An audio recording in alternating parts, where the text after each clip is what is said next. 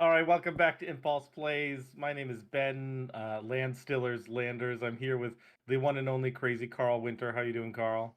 Excellent, Ben. Good job starting the video on no notice at all. We got it. We have an awesome matchup with this sweet Dance Academy deck that you were crushing some faces with at LobsterCon. Um, If you call it 50-50 record crushing, definitely, yeah, totally. totally crushing. And tell me a little bit about this survival thing. So What do you? yeah, we got a match with the Dance Academy deck, which is based around getting out a Mind Over Matter, Arcanist, and then Kamal, and then bolting your opponent to death. It's pretty sweet. And this is against Chris's trade survival list, which is looking to do madness things with like Basking Root Wallas, but also like lock people out with opposition, tutor up fatties with natural order, lock the board down with Trade Wind Rider. It's just doing a lot of things. You got prison elements with the Winter Orbs. So it should be a very Oh yeah. interesting match with a kind of combo prison aggro deck versus this actual combo deck. All right. Yeah, let's hop into Let's it. do it. Yeah. All right, so we got Chris on the left playing Trade Survival, and then me, Carl, on the right playing Dance Academy. And I don't recall who went first, but I guess we'll find that out relatively soon. All right, and What so kind of hand are you looking to keep with this Dance Academy deck? on the blind, something with Intuition. Intuition is one of the most powerful cards in the deck. It lets you get your combo pieces. It just kind of lets you do all the things. You also want to see some sort of Shallow Grave / Corpse Dance effect. You notice there I mulligan, and this deck actually mulligans very well because if you draw like your Kamal or one of your Mind Over Matters, you can just toss it to the bottom when you mull to 6, which is pretty great.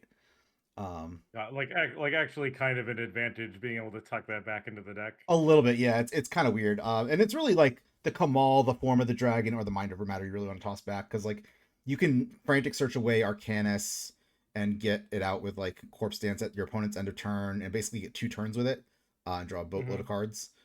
Which it looks like I'm trying to set up here. I've got a Mind Over, I've got a frantic search, I've got Arcanus, and I have Corpse Dance. So that may be a thing we see in the future. Chris has got a great start with a Birds of Paradise into City Brass, so he's got all the colors he needs. Looks like he has 2 Yeah, survivals in his hand. yeah, strong ramp here. Doesn't look like this deck is running a ton of early interaction, which could bite him. Really Mm-hmm. needs to get like a lock piece of some kind going quickly, I Right, would imagine. right. I'm thinking, yeah, he probably needs like a turn 3 Trade Wind Rider, right, and then have it going on turn 4. Right. Or opposition with a bunch of dorks or something. Right, yeah. Okay, going to fetch for some of the deck's few basics, and looking like I'm changing my mind. I love these portal basics. I don't know, I just think they're really pretty. Yeah, Portal has some great and maybe slightly underrated art. I think they are rated, definitely, definitely. It's tough because you can't get them in foil, you know? That is true. Like Chris's sweet John Avon edition foil lands. At least I think they're John Avon. All right, so I'm floating a black mana and going for a frantic search here. I think we're on my main phase, yeah, because I just played the City of Traders. Ooh, I hit Mm-hmm. Lotus Petal.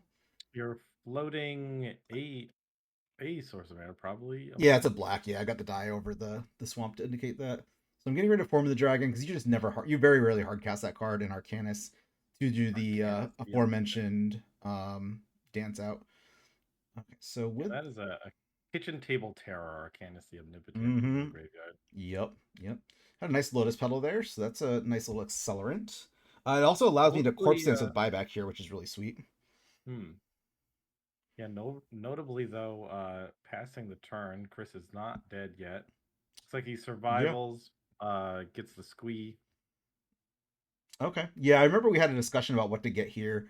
He wasn't sure. I don't think he has another mana source, so getting Trade Wind Rider doesn't help. He may not have any other creatures.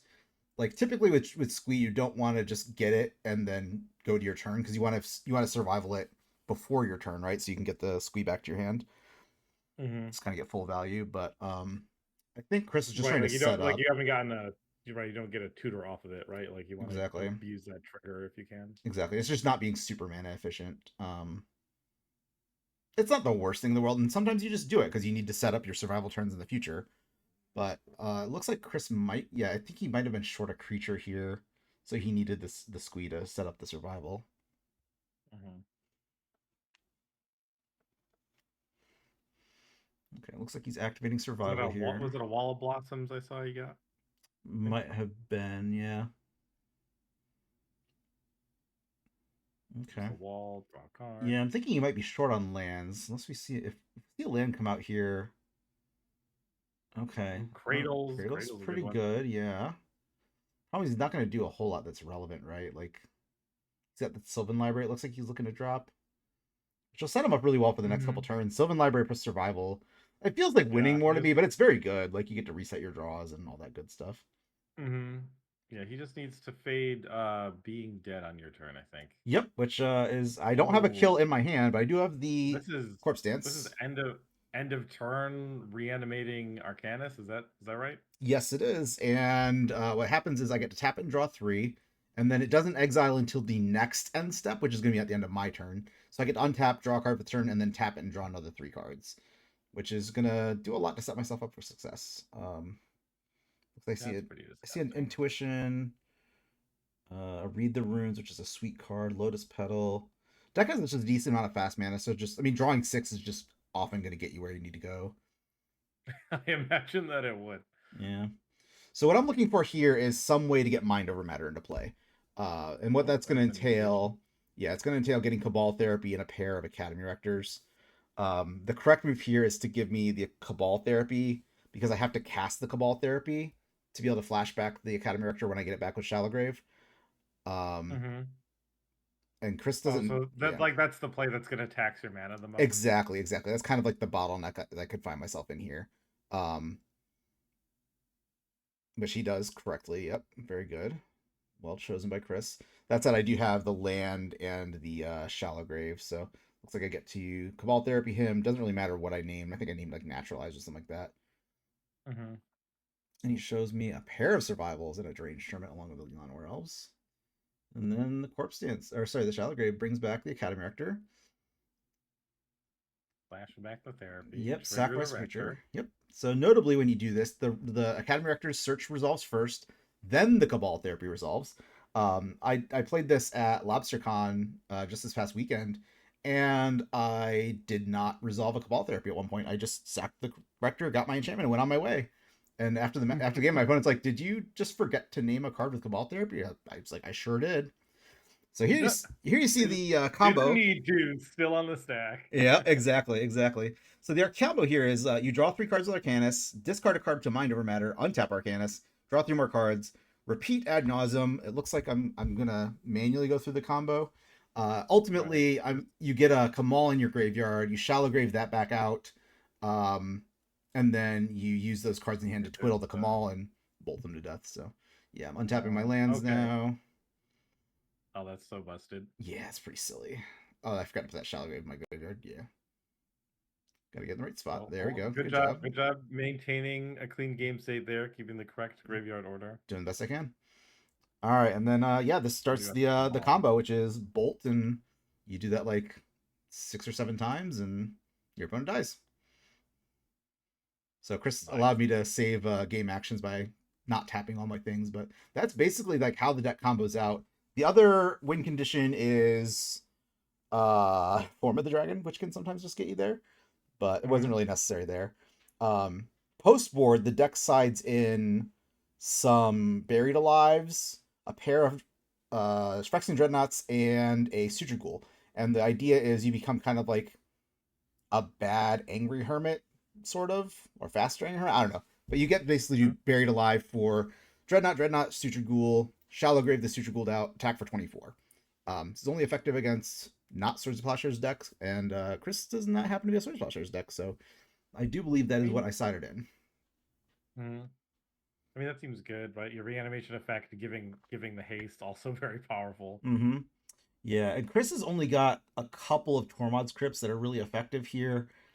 He's got some naturalizes, which the problem is the deck can win on the stack, so like having a disenchant doesn't really do a whole lot.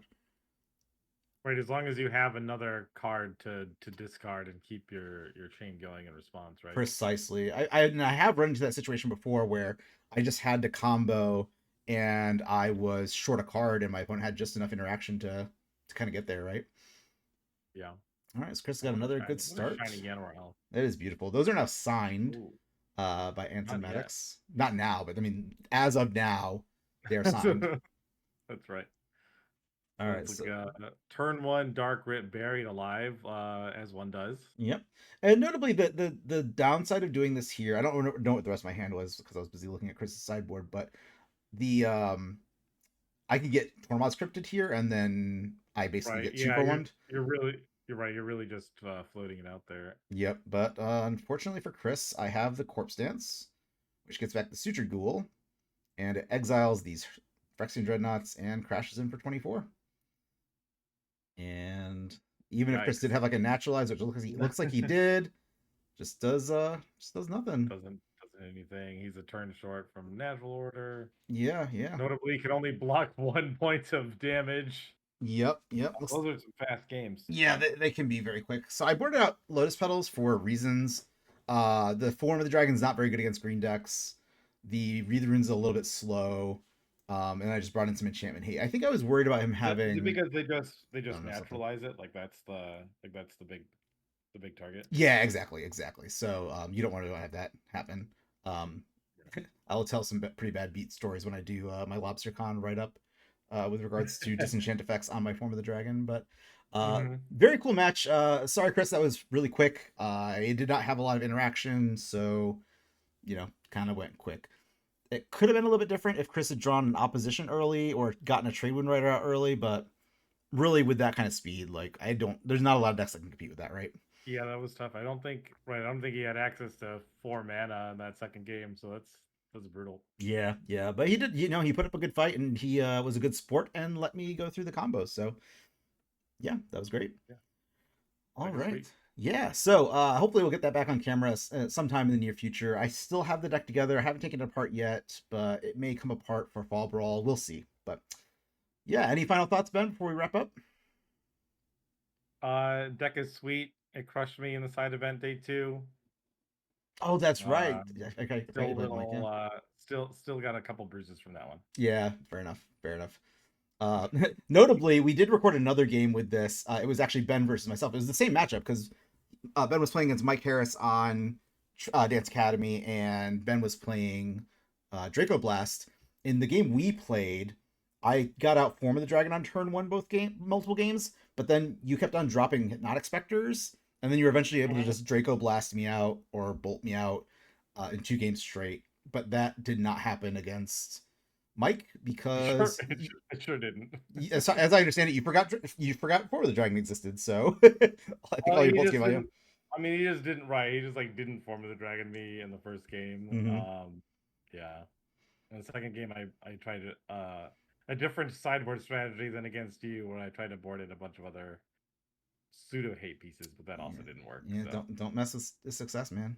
Oh well. That's right. But yeah, we were gonna show that video on camera, but it honestly is not very interesting. It's me getting Form of the Dragon out and then dying 2 turns later. So, just be aware that happened for posterity.